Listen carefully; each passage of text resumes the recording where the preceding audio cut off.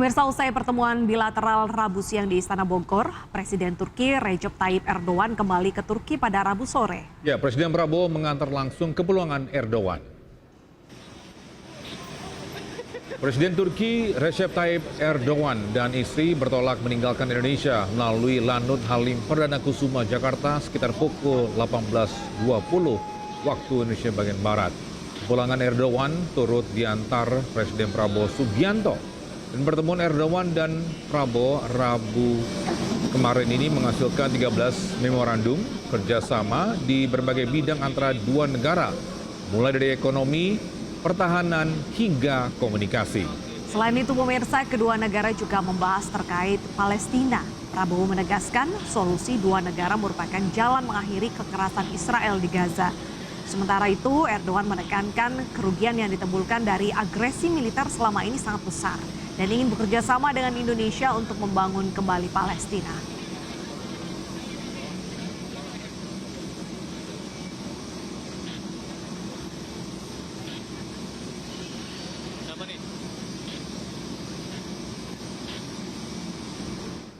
Sementara itu, pemirsa, dalam pertemuan bilateral Indonesia-Turki kali ini, sejumlah perjanjian kerjasama bilateral telah ditandatangani. Salah satunya adalah perjanjian di bidang perdagangan.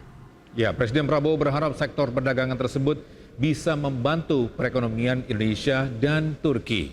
Dan pemirsa, tentunya informasi ini sekaligus menutup jumpa kita dalam iNews Today hari ini.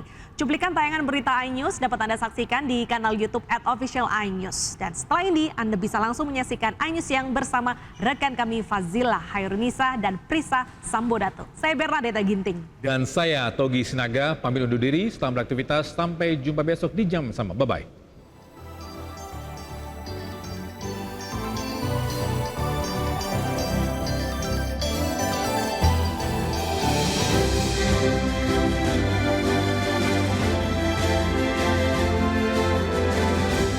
Hubungan diplomatik antara Indonesia dan Turki telah terjalin sejak tahun 1950.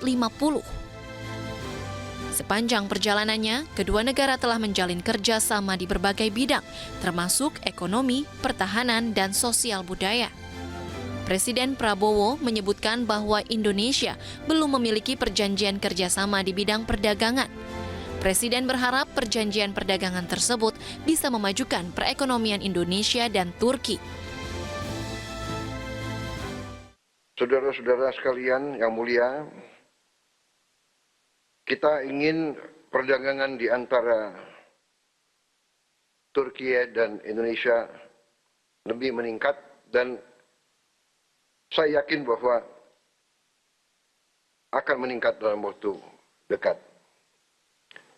Dan kita akan terus berupaya supaya perdagangan antara Turki dan Indonesia lebih berimbang,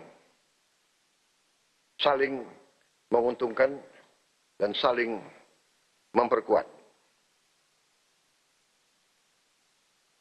Indonesia dan Turki belum memiliki perjanjian perdagangan.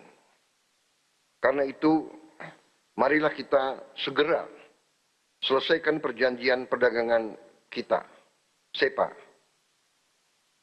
untuk memperkuat ekonomi kita masing-masing. Saya juga memohon supaya perdagangan kita masing-masing bisa saling menguntungkan. Saat ini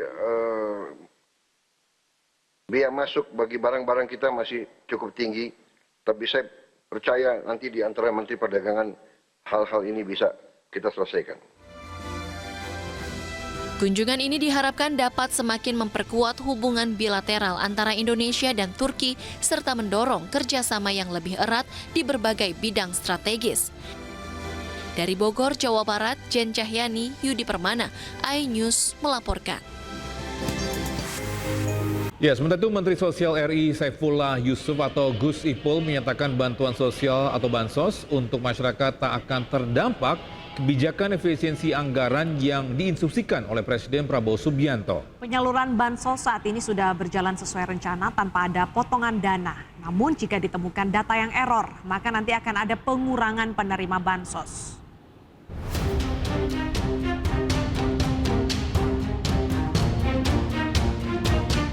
Kebijakan efisiensi yang diperintahkan Presiden Prabowo Subianto tidak menyasar pada bantuan sosial untuk masyarakat. Kementerian Sosial masuk dalam salah satu lembaga yang tidak terdampak pemangkasan anggaran, khususnya pada program bantuan sosial. Menurut Menteri Sosial Saifullah Yusuf, penyaluran bansos saat ini sudah berjalan sesuai rencana dan tidak ada masalah yang menghambat proses tersebut. Penambahan jumlah bansos masih mungkin dilakukan sesuai dengan arahan Presiden Prabowo Subianto. Namun, saat ini pihaknya masih fokus pada proses penyempurnaan data penerima bansos. Ya enggak lah, untuk enggak ada masalah. Kalau penyaluran bansos segala macam enggak salah, sekarang sudah disalurkan. Sudah jadi, proses penyaluran. Bansosnya nggak dikurangi ya Pak, malah ditambah tuh? Kalau memang diperlukan Presiden akan nambah, itu arahan Presiden itu. Tapi kan sekarang masih sedang dalam proses untuk menuntaskan data, itu dulu yang dituntaskan hari ini. Keputusan pemerintah dalam melakukan efisiensi anggaran itu tertuang dalam Instruksi Presiden Nomor 1 Tahun 2025 tentang efisiensi belanja dalam pelaksanaan APBN dan APBD 2025. Dalam aturan ini, Presiden Prabowo menargetkan total penghematan anggaran negara sebesar Rp306,69 triliun. Dari Surabaya, Jawa Timur, Hari Tambayong, iNews melaporkan.